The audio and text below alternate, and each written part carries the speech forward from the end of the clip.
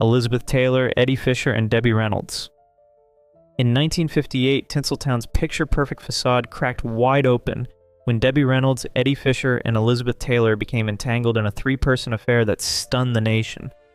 After the tragic plane crash that killed Taylor's third husband, Mike Todd, on March 22, 1958, Taylor turned to Fisher, Todd's best friend and Reynolds' husband, for comfort. That comfort, according to headlines of the day, quickly spiraled into an affair. Reynolds, married to Fisher since 1955 and mother to their two children, filed for divorce later that same year. It was finalized in May 1959. Almost immediately after the ink dried, Fisher married Taylor on May 12, 1959, fueling public outrage. Some reports teased that even seasoned Hollywood insiders were left speechless by the speed of the marriage. The fallout was brutal. NBC had already announced the cancellation of Fisher's hit variety show, The Eddie Fisher Show, in March 1959, as his popularity nosedived. Fisher later admitted in his autobiography, My Life, My Loves, that he had been a kid in a candy store, chasing temptations he could not resist. Elizabeth Taylor, once hailed as America's sweetheart, was labeled a homewrecker by the press, a label that, according to biographer William J. Mann, clung to her image for years. Yet paradoxically, the controversy seemed to amplify her mystique rather than diminish it. Others hypothesized that Taylor's ability to survive and even thrive amid conflict only cemented her legend. Meanwhile, Reynolds emerged with the public's sympathy firmly in her corner. Reflecting decades later in an interview with People magazine in 1983, she said with characteristic poise, "I forgave Elizabeth. You can't make a man leave a woman unless he wants to." In a twist few could have predicted, Reynolds and Taylor eventually reconciled, even co-starring in the 2001 television movie These Old Broads, scripted by Reynolds' daughter Carrie Fisher.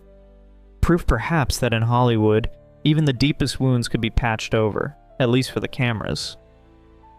Marilyn Monroe, Joe DiMaggio, and Frank Sinatra. In January of 1954, Marilyn Monroe, then the reigning queen of Hollywood, married baseball icon Joe DiMaggio.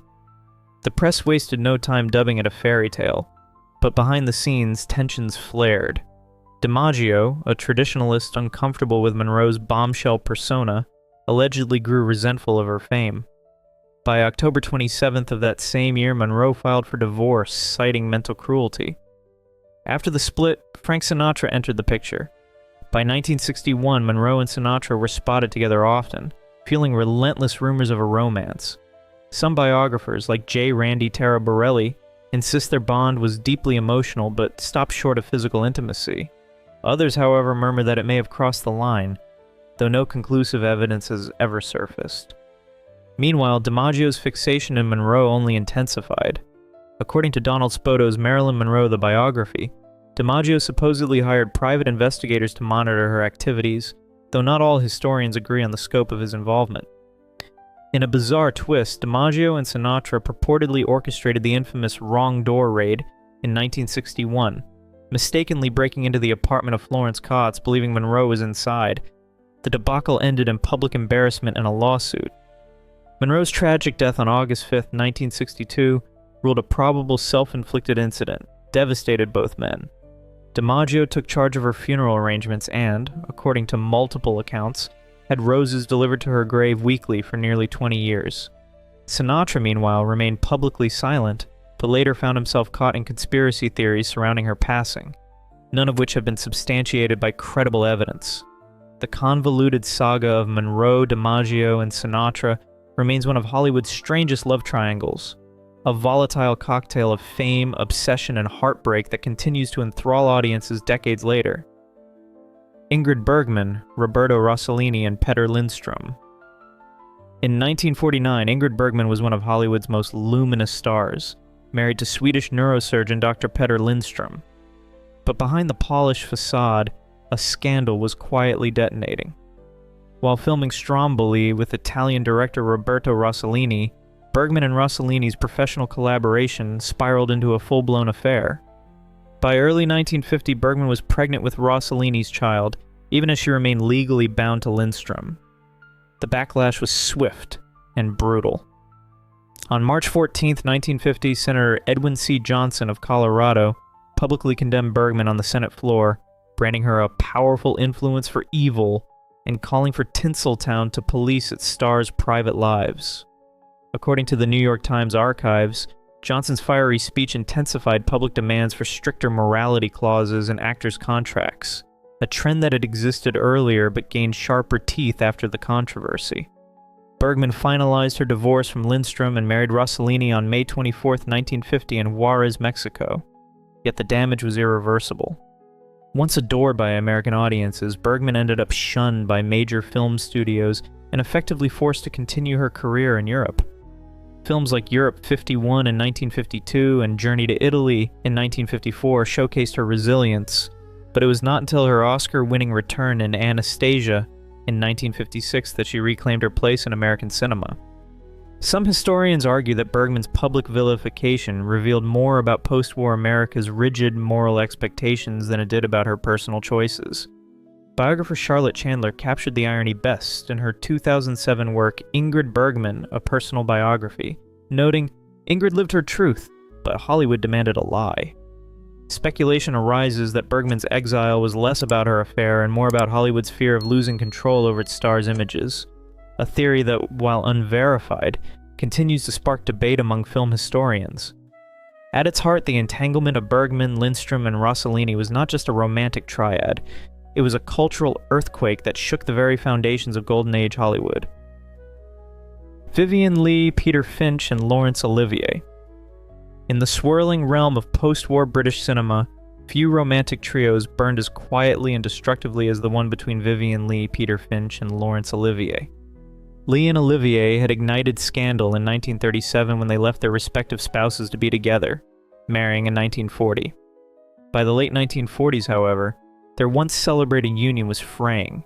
Leigh, already a global star after her Oscar-winning turn in Gone with the Wind, was privately struggling with what would later be identified as bipolar disorder, then commonly referred to as manic depression.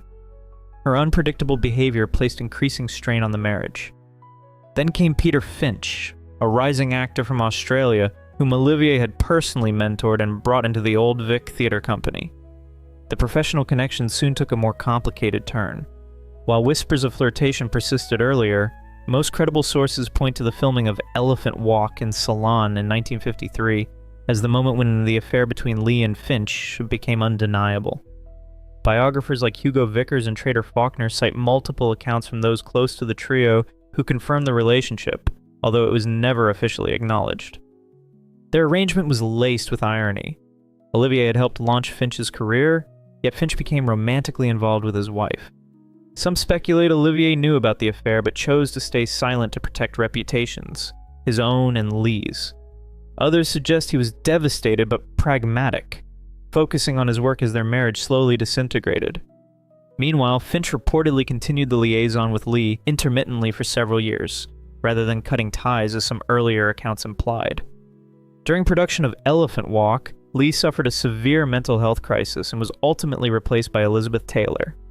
The incident marked a turning point, both professionally and personally. Leigh's condition worsened throughout the 1950s, leading to multiple hospitalizations. Her relationship with Olivier collapsed under the weight of illness and infidelity, culminating in their divorce in 1960. Finch, for his part, continued to rise in stature, eventually winning a posthumous Academy Award in 1977 for Network. But the emotional fallout from that triad lingered. The entanglement wasn't just tabloid fodder. It was a collision of ambition, mental health, and loyalty, all unfolding within the unforgiving spotlight of the era's grand studio system. Speculation still echoes about who knew what and when, but one thing remains clear. This was no ordinary three-way romance. It was a slow-burning implosion among three of the era's most magnetic and complicated figures. Joan Crawford, Clark Gable, and Franchot Tone. In the glittering chaos of 1930s Hollywood, few tangled romances stirred more whispers than Joan Crawford, Clark Gable, and Franchot Tone. Crawford and Gable's on-screen chemistry and dancing ladies sparked immediate rumors of an off-screen affair.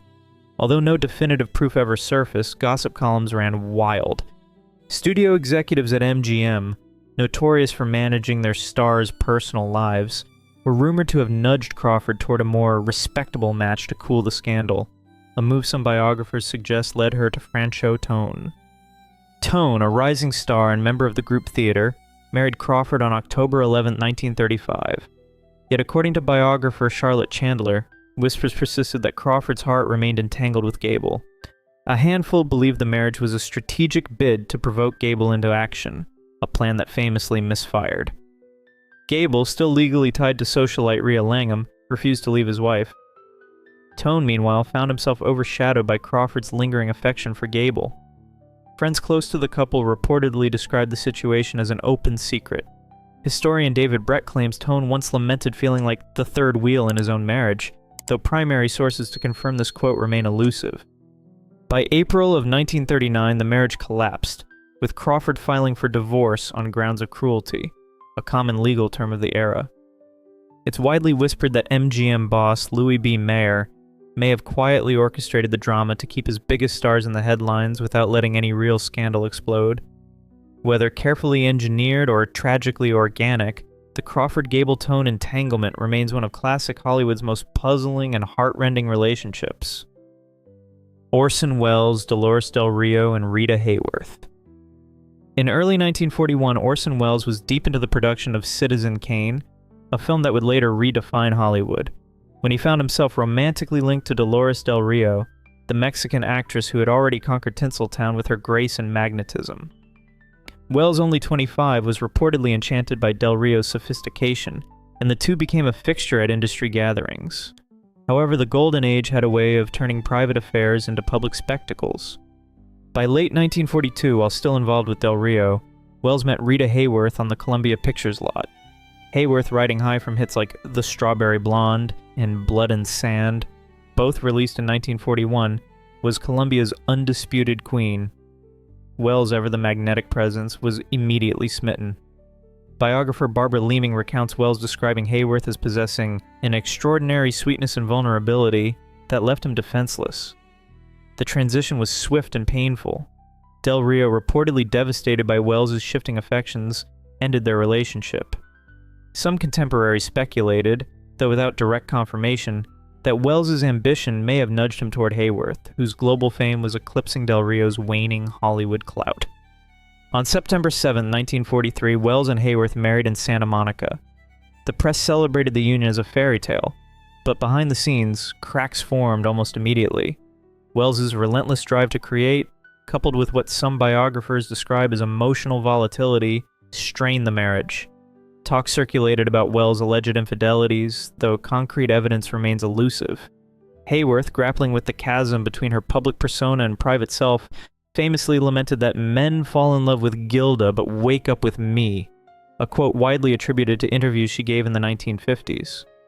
By 1947, Hayworth had filed for divorce, citing emotional abandonment, and the split was finalized in 1948. Welles later admitted to being a lousy husband, insisting nevertheless that his love for Hayworth had been genuine. Whether driven by ambition, emotional chaos, or the suffocating glare of fame, the tangled romance of Welles, Del Rio, and Hayworth remains one of classic Hollywood's most whispered about entanglements, where glamour, heartbreak, and aspiration collided with devastating results. James Dean, Pier Angeli, and Vic Damone.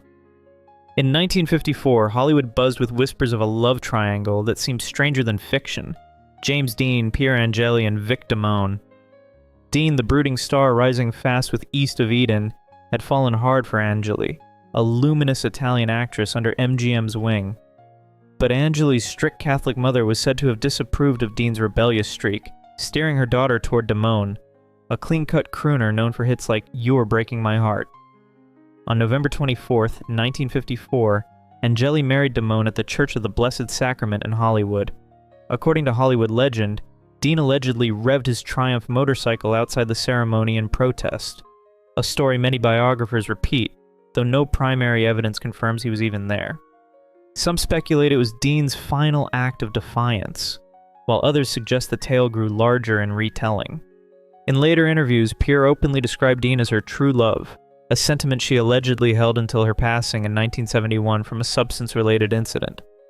For many, their love triangle symbolized the harsh collision between Hollywood's glossy image-making and the raw, messy emotions lurking underneath. Betty Davis, William Wyler, and Miriam Hopkins. In 1938, Betty Davis was on top of the world, fresh from her Academy Award win for Jezebel. Behind the scenes, though, her heart was entwined with director William Wyler, a man she later called the love of my life in her 1962 autobiography, The Lonely Life. But the plot thickened when Miriam Hopkins, Davis's co-star in The Old Maid, entered the picture. According to film historian Charlotte Chandler, Hopkins had once shared a brief, intense romance with Wyler, setting the stage for a volatile threesome.